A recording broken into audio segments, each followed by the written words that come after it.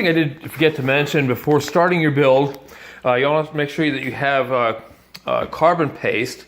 As you can see on here, the carbon seat post, so I'm going to want to put carbon paste on there before I insert it into the frame and torque it down. So it's just a good idea to make sure you have everything you think you're going to need ahead of time as you're taking the bike out of the box. So far everything looks great. Packing seems very good. So again, I'll pause you here for a second.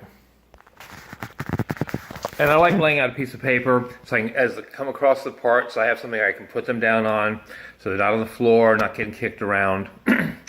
And they're laid out for us. Okay, so back in a second again.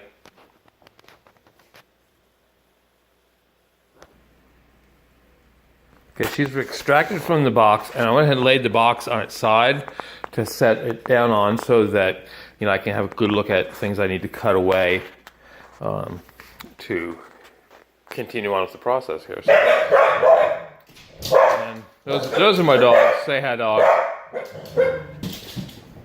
No, Emma. And as you can see, I've brought in my turbo trainer just to kind of use as a mount to set the bike on. Yeah. So I can look at what it needs and make any necessary adjustments and that sort of thing. So. Okay, folks. Well, this is what she looks like out of the box, sitting on the turbo trainer. Yes, she is Battleship Gray. So we'll start cutting away the foam and that sort of thing next here.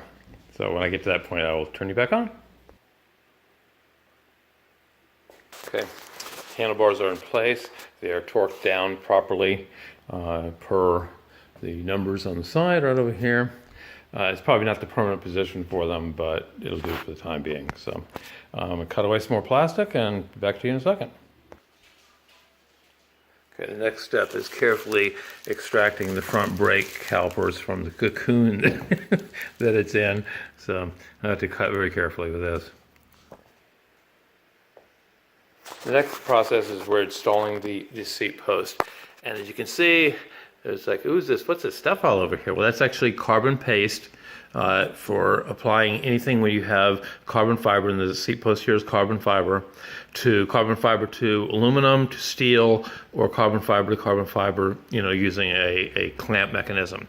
So you want to make sure you get that on there. Be a little liberal with it. You can wipe off whatever excess you have on there. It just keeps it from binding up and keeps it from either the carbon part of the frame here or the seat post from being damaged from the tightening process. And so what I did is went ahead and measured for my road bike size to get a general idea on the seat post. So we'll have to adjust it as we go, but get a good start on it. So, okay, pedal installation is done. Using the Look Keo 2 Max blade, the carbon fiber spring blade, Look pedals on there. Remember, the most important thing to remember with these pedals is that when installing them, they always turn forward. So when you're installing them,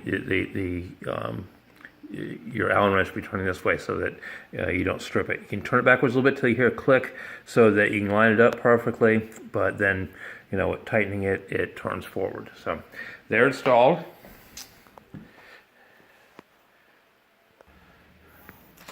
Well, folks, this is the Felt Z5 carbon Look pedals, fully assembled.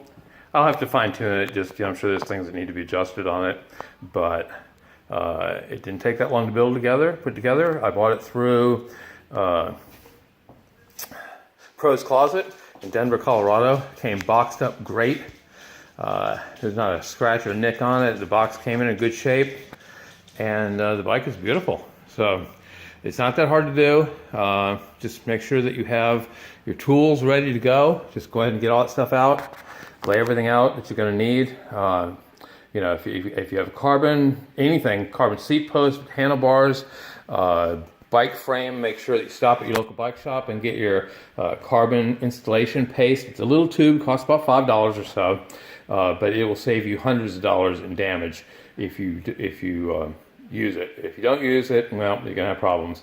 The least of which will be your seat post will bind on itself fairly quickly, and be stuck and you have a hard time getting it out. The worst of it, of course, is you will crack your frame or your seat post or any other carbon parts that are on there. So it is a must, but like I said, just a matter of having the right tools. And torque wrench, I use the Park Tools torque wrench, and it's easy to use and made the build quite simple to do. Anyways, this is Mark, my new bike, and I'm very excited, getting ready to go out and ride it. So have a great day. Thank you very much for watching my video. Mark from Lacey, Washington. Bye.